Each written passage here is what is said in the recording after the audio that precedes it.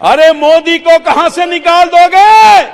मोदी तो हिंदुस्तान के 140 करोड़ लोगों के दिल में बैठा हुआ है। एक एक पाई का मैं जानता हूं, जदयू के लोगों को जानता हूं, इनके नेताओं को जानता हूं। ये क्या बताएंगे?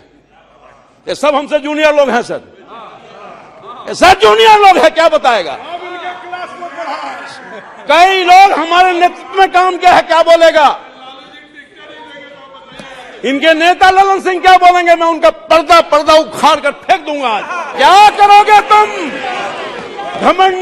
घमंडिया लोग कुछ नहीं कर सकते हो। तुम्हारे चाहने से भी मोदी का कुछ बिगड़ने वाला नहीं है। क्या भागे जा रहे हो? हिम्मत सुनो, हट जाइए। घमंडिया हैं आप। ललन जी डांट के भगा दिया, जाओ नहीं तो नौकरी खत्म हो जाएगी। ये सब नौकरी करने वाले लोग हैं, ये डांट खाने वाले लोग हैं, ये गुलाम लोग हैं। दूसरी तरफ लालू जी के गुलाम थे। अरे बैठो, भ्रष्टाचारियों को हटाना है। टिकट निश्चित है, आज के सेक्शन पर टिकट निश्चित है, डोंट वरी। देखो घमंडी गिरोह तुम्हारे खिलाफ अविश्वास का प्रस्ताव लाने का देख रहा है विनोद, देख रहा है विनोद। हिंदुस्तान के आजादी के बाद अगर किसी ने किया है तो वो कोई और नहीं, भारतीय जनता पार्टी और नरेंद्र मोदी ने करने का। मैं लंबा काल से सांसद हूं, यही कांग्रेस पार्टी की सरकार थी। ये तो इतिहास साक्षी है कि ओबीसी का बेटा नरेंद्र मोदी बनता है। यह पर ये राजीव रंजन जी हैं, लाली जी को अगर किसी ने जेल में भेजवाने का काम किया, जो आज लालू जी की दुहाई देने का काम करता है, क्या बात बोलेंगे? नीतीश कुमार, इन दोनों ने मिलकर के बहुत धन्यवाद बर्बाद करने का काम। इसमें कौन लोग हैं इस नया इंडिया गिरोह में? भ्रष्टाचारी, दुराचारी,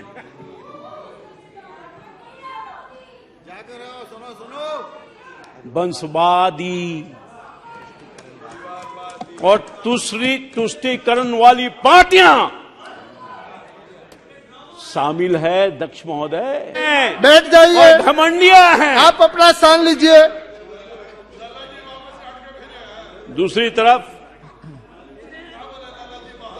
अरे ललन जी डांट के भगा दिया, जाओ नहीं तो नौकरी खत्म हो जाएगी।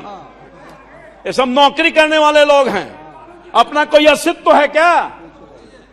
ये इशारे पर चलने वाले लोग हैं, ये डांट खाने वाले लोग हैं, ये गुलाम लोग हैं। क्या बात करेंगे? अरे बैठो, सिट डाउन। जिसके एकमात्र सम्मान नेता देश के गरीब का बेटा, देश के पिछड़ा का बेटा नरेंद्र मोदी। यह है फर्क, यह है भारत और इन नए इंडिया गिरोह में फर्क महोदय। जो घमंडिया गिरोह है, इसमें कौन लोग हैं? भ्रष्टाचारी, परिवारवादी और तुष्टीकरण करने वाले लोग हैं। ये फर्क है। वैसी परिस्थिति में दशासन, अरे आप बार बार खड़े ना हो जाइए। के खिलाफ आप बार बार क्यों खड़े होते हो? आज का दिन 9 अगस्त बैठ जाइए। क्विट इंडिया मूवमेंट की शुरुआत की है, इसमें हटाना है। आप बार बार भ्रष्टाचारियों को हटाना है, सिट डाउन।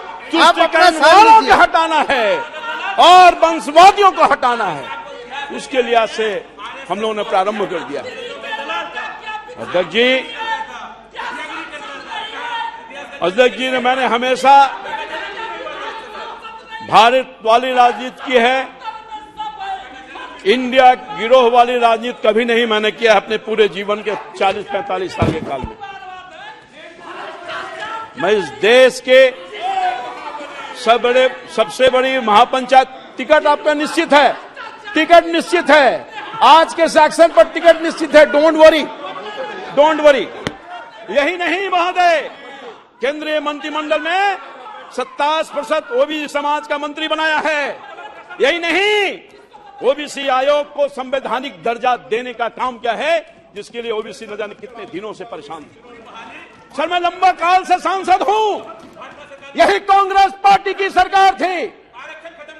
भारत के संसद में राज्यसभा लोकसभा के लोग प्रतिनिधि मंडल जाया करते थे कि ओबीसी समाज के लोगों को संवैधानिक दर्जा दीजिए, पर कांग्रेस के प्रति ओबीसी के प्रति नफरत। कहां ओबीसी लोगों के पास दिल में उनके पास जगह था। मैं समझता हूं कि ये तो इतिहास साक्षी है कि ओबीसी का बेटा नरेंद्र मोदी बनता है तो ओबीसी को संवैधानिक दर्जा देकर के उसके लिए न्याय करने का काम करता है। यह पर ये भी फर्क जाइए। यही नहीं, बाबा साहब आंबेडकर के धरोहर, सभी धरोहर को पंचतीर्थ का दर्जा देने का काम किया। केंद्रीय विद्यालय, नवोदय विद्यालय में नीट में आरक्षण देने का काम किया। ये पहली दफा हुआ महोदय। केंद्रीय बल में महिलाओं को आरक्षण देने का काम किया। कोरोना से मुक्त टीका देने का काम किया है। कोरोना से मुक्ति के लिए टीका मुफ्त में देने का काम किया है। 11 करोड़ किसानों को सम्मान निधि देने का काम किया है महोदय। वर्ल्ड क्लास सुविधा से लैस रेलवे स्टेशन देने का काम किया है। एयरपोर्ट देने का काम किया है। हाईवे देने का काम किया है। हाईवे देने का काम किया है और वाटर ब्रिज भी देने का काम किया। यह है मोदी की सरकार। यह है तो मोदी की सरकार। अरे मोदी को कहां से निकाल दोगे? मोदी तो हिंदुस्तान के 140 करोड़ लोगों के दिल में बैठा हुआ है, जिसको हिंदुस्तान का गरीब आदमी, मोदी का गरीब आदमी आज एक स्वर से कह रहा है। क्या कह रहा है? मोदी मोदी मोदी मोदी। चारों तरफ हिंदुस्तान के कोने कोने से आवाज आ रही है, मोदी मोदी मोदी। अरे क्या करोगे तुम? घमंडी घमंडिया लोग कुछ नहीं कर सकते हो। तुम्हारे चाहने से भी मोदी का कुछ बिगड़ने वाला नहीं है। क्या बात करोगे तुम? मोदी के खिलाफ बोलेगा तो वोट नहीं मिलेगा इन लोगों को। अभी मैं आ रहा हूं इन लोगों पर, ध्यान रखिए। एक एक पाई का इनको हिसाब दे दूंगा। मैं आ रहा हूं। एक एक पाई का मैं जानता हूं, जदयू के लोगों को जानता हूं, इनके नेताओं को जानता हूं। ये क्या बताएंगे? ये सब हमसे जूनियर लोग हैं सर। ये सब जूनियर लोग हैं, क्या बताएगा? कई लोग हमारे नेतृत्व में काम किया है, क्या बोलेगा? इनके नेता ललन सिंह क्या बोलेंगे? मैं उनका पर्दा उखाड़ कर फेंक दूंगा आज। क्या बात है? अभी आने दीजिए। वाटर वे दिया, मैं बोल रहा हूं। वर्ल्ड क्लास सुविधा दिया, railway station, airport, highways, waterways. लेकिन सर भ्रष्टाचार नहीं किया सर। चार नहीं किया, तुष्टीकरण नहीं किया, भाई भतीजावाद नहीं किया। अरे मोदी का कोई है तो हिंदुस्तान का 140 करोड़ लोग है। मोदी अपने लिए क्या करेगा? मोदी तो फकीर है। खाली हाथ आया था और खाली हाथ ही चला जाएगा मोदी। मोदी को ये लोग कुछ नहीं बिगाड़ सकते। और यही नहीं, अरे मोदी तो फकीर है और देश का तकदीर है। इस तकदीर को तुम लोग क्या कर सकोगे यार? तुम लोग क्या कर सकोगे? मोदी ने नारा दिया, सबका साथ, सबका विकास, सबका विश्वास और सबका प्रयास के सिद्धांत पर चल रहा है। हाँ, ये और बात है कि 9 वर्षों के दरमियान मोदी ने गरीबों के लिए जो काम किया सर, पिछड़ों के लिए, शोषितों के लिए, दलितों के लिए, हाँ ये बात सही है। गाली सुनता रहा, लोगों ने नीच कहा, लोगों ने नीच कहा, फिर भी सुनता रहा। मौत का सौदागर कहा, फिर भी सुनता रहा।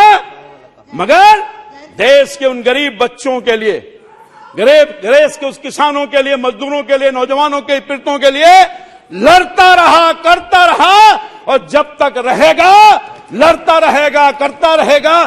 जितना भी गाली देना है दे दो, मगर हम कभी पीछे गरीबों के आंख के आंसू को जब तक पोंछ नहीं देते, तब तक उनको आगे नहीं बढ़ा देते, तब तक हम चैन से बैठने वाले नहीं। मोदी ने ये कहा, गाली देना है दे दो, दर्द है,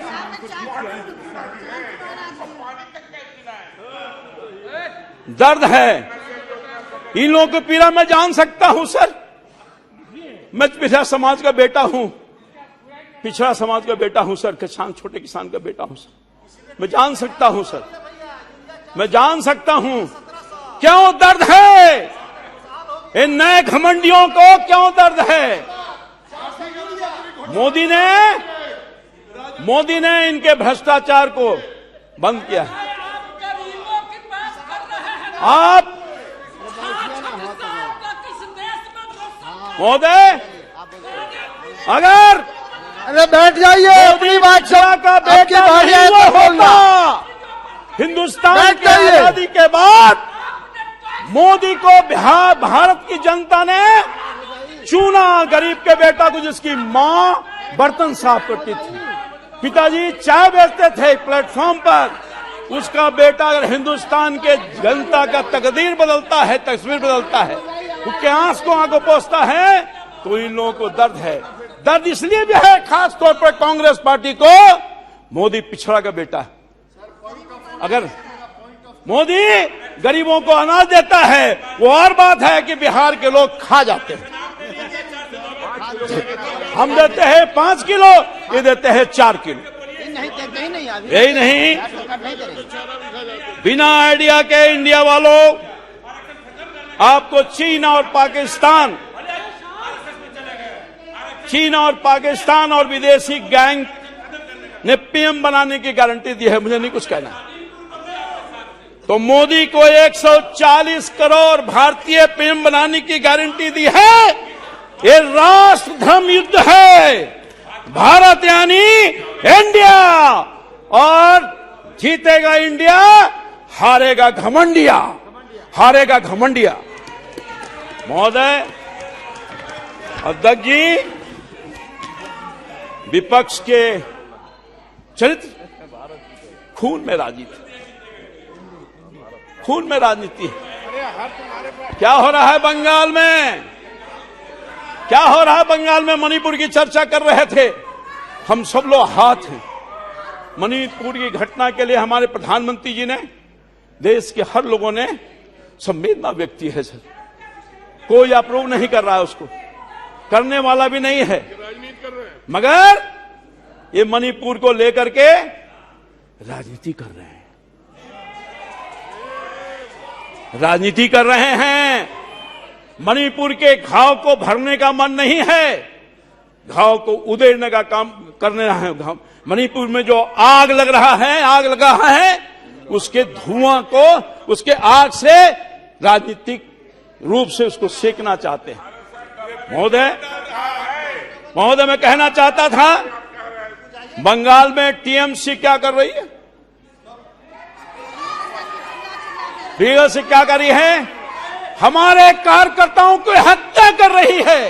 ये कांग्रेस पार्टी बेशरम लोग इनके कार्यकर्ताओं को हत्या कर रही है। ये लेफ्ट वाले सीपीआई सीपीएम के लोग इनके कार्यकर्ताओं को हत्या कर रही है। अभी हाल में जो चुनाव आया है, उसमें 58 लोगों की जान चली गई है, शहादत लेने का काम क्या है। ये इंडिया वाले, ये जो घमंडिया वाले लोग हैं, उस पर कोई एक शब्द नहीं कहा। राहुल जी बोल रहे थे, पीड़ा में थे, दर्द में थे, नाटक कर रहे थे। अरे मणिपुर में आप चिंता व्यक्त कर रहे हो, मगर बंगाल की चिंता नहीं है आपको, एक शब्द नहीं बोलोगे। आपको राजस्थान की चिंता नहीं है, एक शब्द नहीं बोलोगे। आपको छत्तीसगढ़ की चिंता नहीं है, आप एक शब्द नहीं बोलोगे। आपको बिहार की चिंता नहीं है, एक शब्द नहीं बोलोगे। बिहार में क्या हो रहा है महोदय?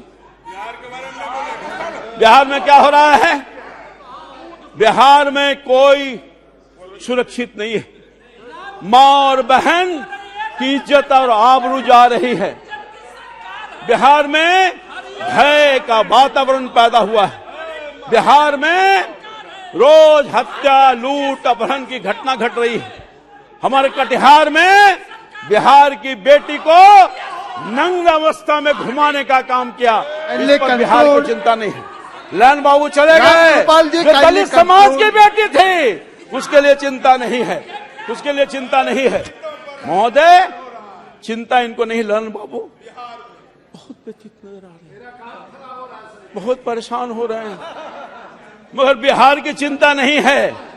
बिहार में जो क्या हो रहा है महोदय, बिहार में लोकतंत्र खत्म हो गया है। ये नौकरी की बात कर रहे हैं, नौकरी की बात कर रहे हैं। नौकरी 10 लाख देने की बात कही गई थी महोदय। एक नेता ने कहा, इनके नेता ने जिसके लाइन में हैं, कि हम आते के साथ अपने कलम से पहले कैबिनेट में 10 लाख लोगों को नौकरी देंगे सरकारी। वो कहां गया नौकरी, वो कहां गया? रामकृपाल जी समाप्त कीजिए। जुमला की बात कर रहे हैं, ये हमारे नेता के बारे में जुमला की बात बोल रहे हैं। वो नौकरी कहां गया? पेनवा भुला गई, पेनवा भुला गया है, जिससे आपने कहा था कि नौकरी देंगे एक झटके में, पेन भुला गया।